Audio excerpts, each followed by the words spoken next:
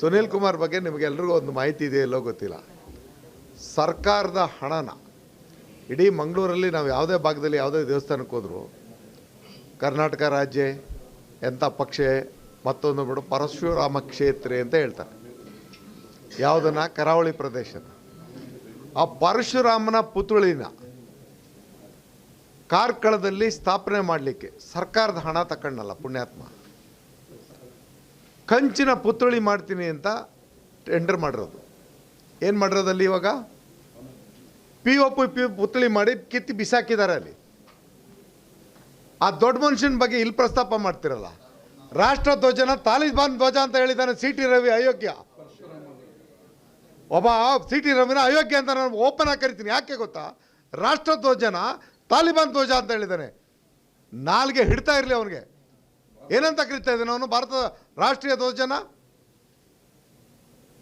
ನನ್ನ ಎಲ್ಲ ಮಾಧ್ಯಮ ಸ್ನೇಹಿತರು ಕೇಳ್ತೀನಿ, ಯಾವ ವಿಚಾರಕ್ಕೆ ಅವರು ಪ್ರಚೋದನೆ ಕೊಡಕ್ಕೆ ಬರ್ತಾ ಇದ್ದಾರೆ?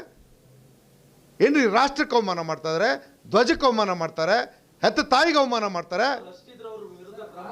ಹೌದು, ಮಾಡ್ತೀವಿ, ಈಗ ಮಾಡೇ ಮಾಡ್ತೀವಿ. ನಮ್ಮ ಸರ್ಕಾರ ನಾವು ಯಾಕ್ರೆ ಭಯಪಡ, ನಾವು ಗಂಡಸು ಮಕ್ಕಳು ನೋಡಿ, ಅವೆಲ್ಲ ನೋಡಿ ಹೇಳ್ತೀನಿ ತಿಳ್ಕೊಳ್ಳಿ. ಯಾಕೆ ಈ ವಿಚಾರ ಹೇಳ್ತೀನಿ? ರಾಷ್ಟ್ರೀಯ ಭಾವನೆ ಬಂದಾಗ ದೇಶಕ್ಕೆ ಪ್ರಾಣ ಕೊಡೋಕ್ಕೂ ನಾವು ತಯಾರಿದ್ದೀವಿ. ಸ್ವಾತಂತ್ರ್ಯ ತಂದು ಕೊಟ್ಟಂಥ ಪಕ್ಷದವರು ಇಂಥವ್ರನ್ನ ಭಾಳ ಜನ ನೋಡಿದ್ದೀವಿ.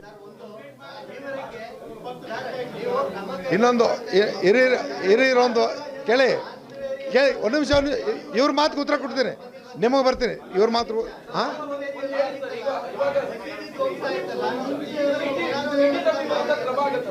ಯಾವುದು? ಹೌದು, ನಾನೇ ಕೇಸ್ ಕೊಡ್ತೀನಿ ಅವನ ವಿರುದ್ಧ. ಇದೇ ಇವತ್ತೇ ಕೊಡ್ತಾ ಇದ್ದೀನಿ. ಹೌದು ಹೌದು. ಯಾವ್ದು ಯಾಕೆ ಸ್ಟೇಟ್ಮೆಂಟ್ ಕೊಡ್ಬೇಕು? ಸ್ವಲ್ಪ ಕೇಳಿ ನೋಡಿ, ಕೇಳಿ. ಹೌದು, ಓಪನ್ ಆಗಿದೆ ಅವತ್ತು ಸೋಷಿಯಲ್ ಮೀಡಿಯಾದಲ್ಲಿ. ತಾಲಿಬಾನ್ ಧ್ವಜ ಆರ್ತಕ್ಕೆ ಹೋಗಿದ್ದಾರೆ ಅಂತ ಹೇಳ್ತಾನೆ ಅವನು. ಯಾರು ಅದು?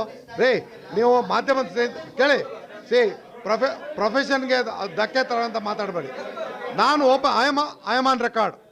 ನಾನು ಕೇಳಿ ಐ ಆಮ್ ಆನ್ ರೆಕಾರ್ಡ್. ಯಾಕೆ ಹೇಳ್ತೀನಿ?